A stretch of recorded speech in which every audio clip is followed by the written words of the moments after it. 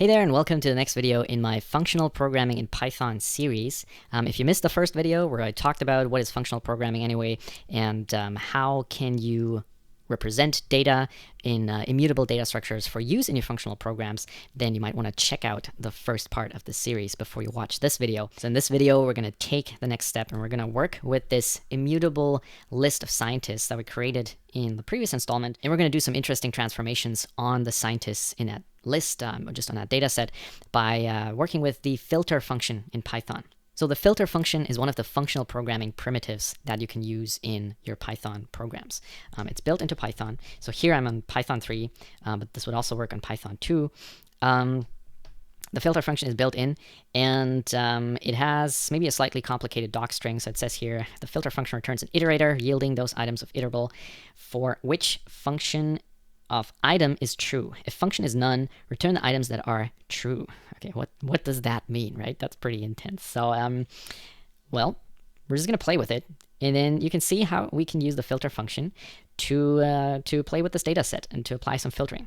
And what I want to do now is I want to write a filter function, a filter expression that gives me all of the scientists in this list, or actually gives me a new list of scientists that have won the Nobel Prize, or the opposite, right? Like we want to filter this data set by whether or not that person won the Nobel Prize at some point.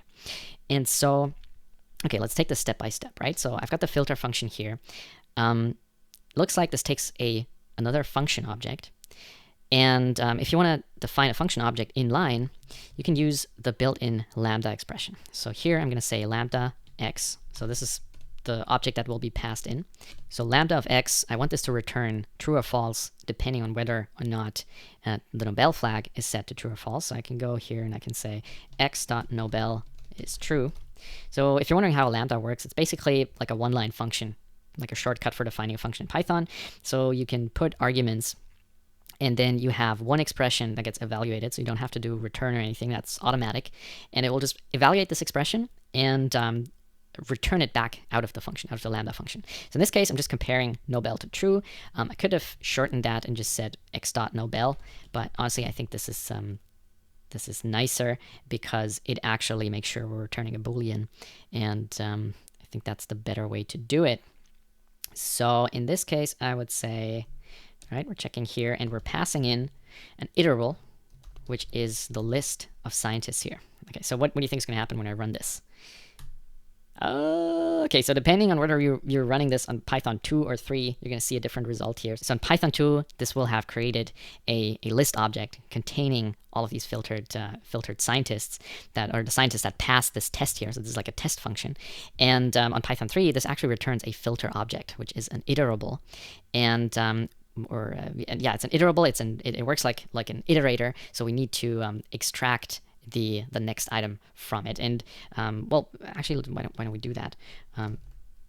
Let's call this fs for filtered scientists, and then we can just say next fs, and that's going to give me all of these filtered scientists. And you can see here, this only contains scientists that had Nobel set to true, and now we're hitting a stop iteration exception, and we're at the end of that. So if you're wondering how iterators work in Python, I have a tutorial on my website at debater.org that I'm also going to link in the description, and you can go there and you can kind of dive into that topic if you're interested. So what I want to do now is actually turn this into what I promised you earlier. I want to turn this into another list, or I guess a tuple to make it immutable, of these filtered down scientists. So what I can do here is we could say, okay, like basically what I'm going to do here, I'm going to bring back this filter instruction, or this filter function call, and I'm going to call tuple on it, and that will take all of the elements generated by this iterator, and it will put them inside a tuple that we can then refer to, right? So,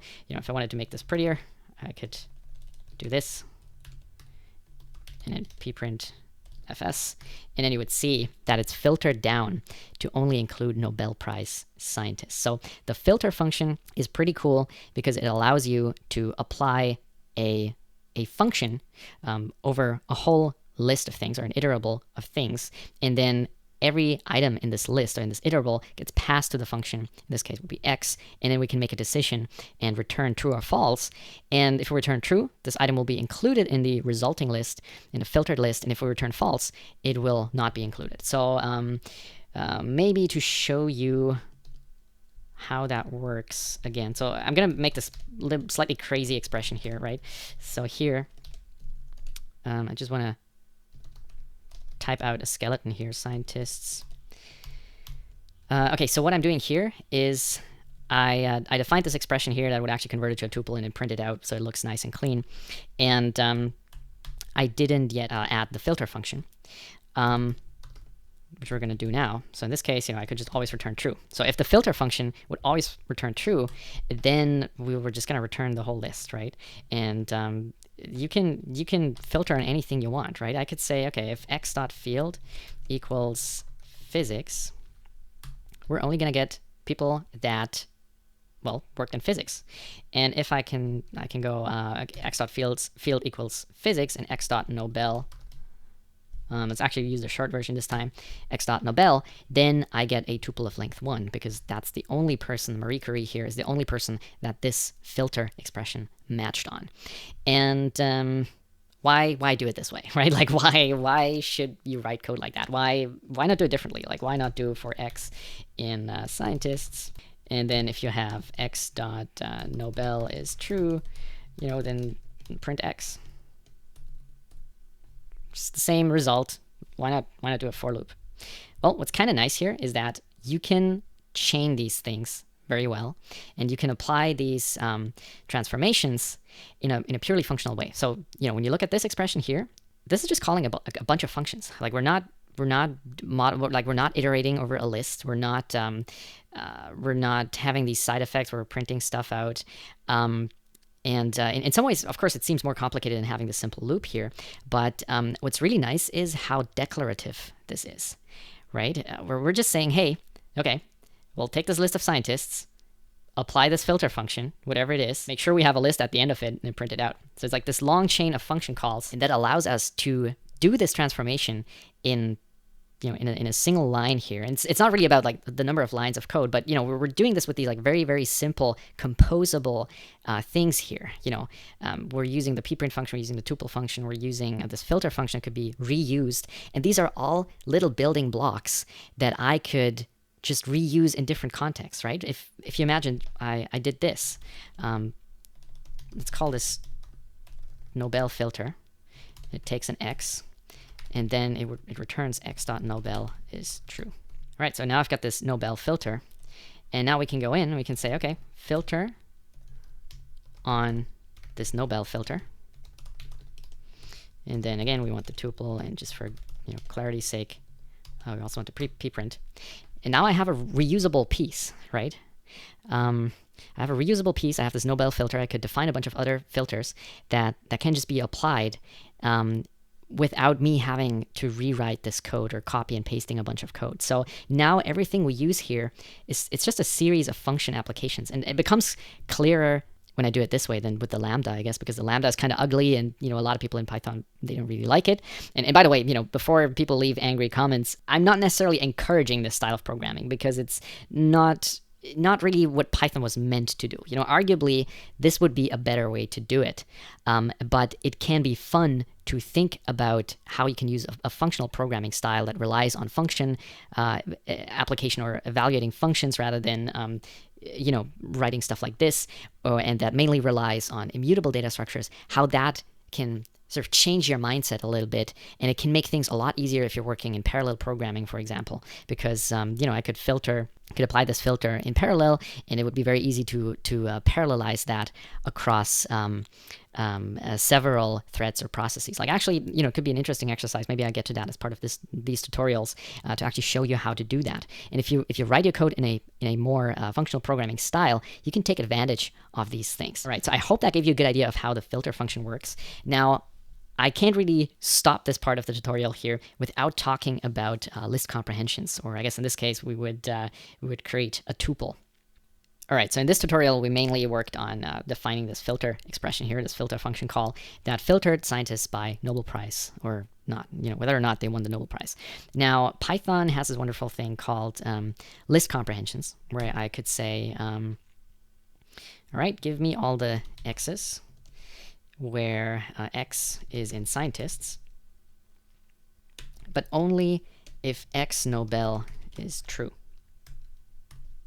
So that is actually the Pythonic version of this filter expression here. That is what a lot of the Python core developers recommend as a replacement for the filter function. And you can see here this is slightly different to what we had before, but we can change the formatting. All right, it's pretty close. Now the only difference is that we're creating a list here, and previously we were creating a tuple. So what I can do here, I can say we're going to create a tuple, and then this is already pretty good, but we can do one better. So now these two are actually equivalent, right? I have the output here from this list comprehension, and from the filter expression, they're now actually completely equivalent. But there's one change I can make, and that is I can get rid of the list comprehension and actually turn this piece here into a generator expression, which will have the same result, but it's not creating a list object as an intermediary product here. So previously this would create I want to show you that this has the same result, right? So previously what I did, I pretty much did this 1 2 3. I'm creating a tuple out of a list, and you can actually do this one better by doing this. I mean, this doesn't really work, but this is kind of in the spirit of what this generator expression here did, right? So you can pass something like that, like a list comprehension. You can pass it directly to the tuple function here or any other function, and then if you don't have this wrapped in these square brackets, it will actually be a generator expression, which kind of it defines an ad hoc iterator that then produces these values for us without first creating a list and then creating a tuple from that list and destroying the list again. So it's more memory efficient, but that's kind of going down a rabbit hole of Python specifics here, which can be fun, but it's not really the point of this. So I just want to make sure that I'm covering some of the sidetracks here, because I know it's questions that come up when we're covering concepts like that, and I'm showing examples like that. All right, so now you should have a decent idea of how the filter function can be used in Python, how it relates to a functional programming style, and maybe you now also have a better idea of how list comprehensions work. So I know, the stuff we covered here at the end was a bit of a mouthful, and maybe it's something you want to review a little bit slower and actually type it out. And if you want to do that, I would encourage you to do it, because there's really a lot of cool things you can learn here. All right, and if you have anything interesting to add or have a question about this stuff, then please leave a comment. I'd really appreciate it. If you want to see the next installment in the series, so the next piece or in the next part of this tutorial, we're going to talk about the map function, and that's another functional primitive in Python. And if you want to make sure you don't miss that next episode in the series, then click the subscribe button. I'd be happy to have you on board. All right, I'll see you in the next video, and happy Pythoning.